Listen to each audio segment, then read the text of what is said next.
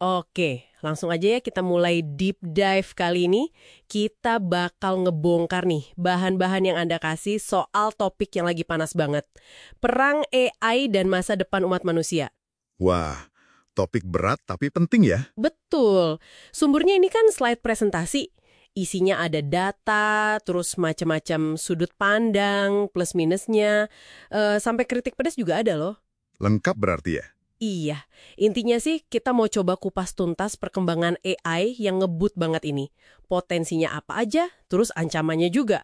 Tapi kita coba bikin gampang dicerna lah buat Anda. Sip. Sejak 2010-an gitu kan, AI udah banyak ngubah macam-macam, tapi pertanyaan gedenya yaitu itu lagi. AI ini sebenarnya bahaya nggak sih buat kita? Itu pertanyaan $1 juta ya? Haha, iya. Nah ini nih dari slide Anda yang seru. Disebutin ada pemain-pemain kakap kayak OpenAI, terus Google DeepMind, Anthropic juga.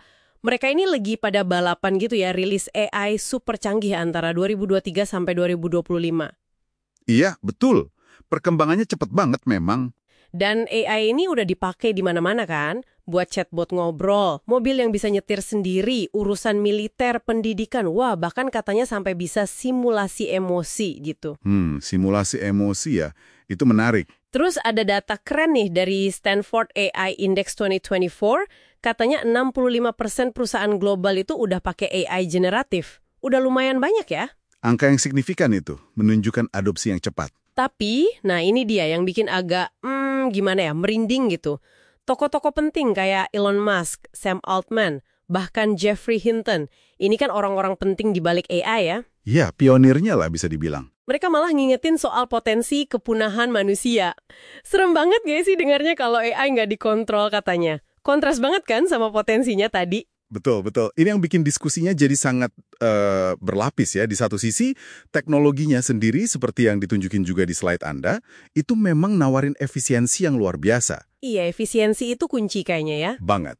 Dan ada potensi ke arah yang namanya kecerdasan buatan umum atau AGI. Itu loh AI yang katanya nanti bisa nyaingin atau bahkan ngalahin kemampuan mikir kita manusia. Wah. Tapi, nah ini penting nih, perlu dicatat banget. Sampai sekarang ini belum ada AI yang benar-benar punya kesadaran kayak kita gini. Oh, jadi masih sebatas alat super canggih gitu ya, bukan makhluk baru. Iya, bisa dibilang gitu. Belum punya consciousness lah istilahnya. Oke. Nah, kalau kita geser dikit nih ke soal etika, slide Anda juga nyinggung ini kan, ada resiko AI jadi bias, jadi diskriminatif. Gara-gara apa tuh? Biasanya gara-gara data latihannya. Kalau datanya nggak netral ya hasilnya bisa bias. Masuk akal. Nah, ini langsung nyambung ke pertanyaan soal tanggung jawab moral ya. Kalau AI bikin keputusan yang katakanlah ngaco atau merugikan, siapa yang disalahin? AI-nya, pembuatnya, penggunanya? Nah, itu dia dilemanya. Kompleks banget soal akuntabilitas ini. Terus ada juga kekhawatiran lain soal dehumanisasi. Orang jadi kayak mesin atau bahkan kehilangan makna kerja gitu. Karena semua diambil alih AI ya? Bisa jadi begitu. Gimana dampaknya ke psikologis manusia? Itu juga perlu dipikirin. Wah, iya benar juga. Nah, ini kalau kita tarik ke gambaran yang lebih gede lagi, di ekonomi sama sosial, ini nyambung banget. Seperti yang dijelasin juga di materi Anda. Pasti bakal ada guncangan, disrupsi di pasar kerja. Otomatisasi massal itu ya? Betul. Otomatisasi bisa bikin banyak orang kehilangan pekerjaan. Misalnya di sektor transportasi, administrasi, manufaktur juga. Yang kerjanya repetitif gitu ya? Umumnya begitu, iya. Tapi di sisi lain, ini menariknya, AI juga bikin ada kerjaan baru loh. Oh ya, contohnya apa tuh? Ya di bidang teknologi pastinya, kayak prompt engineering. Itu loh, seni ngomong sama AI biar hasilnya bagus. Atau analis data AI. Oke. Jadi ada pergeseran skill ya? Ya, pergeseran skill yang signifikan. Cuma, ya itu, resikonya ketimpangan sosial bisa makin lebar. Nggak semua orang kan punya akses atau skill yang sama buat masuk ke liga AI ini. Benar banget, ini jadi PR besar ya buat pemerataan. Setuju. Nah, ini nih, bagian yang menurut saya di presentasi Anda paling bikin deg-degan, soal keamanan.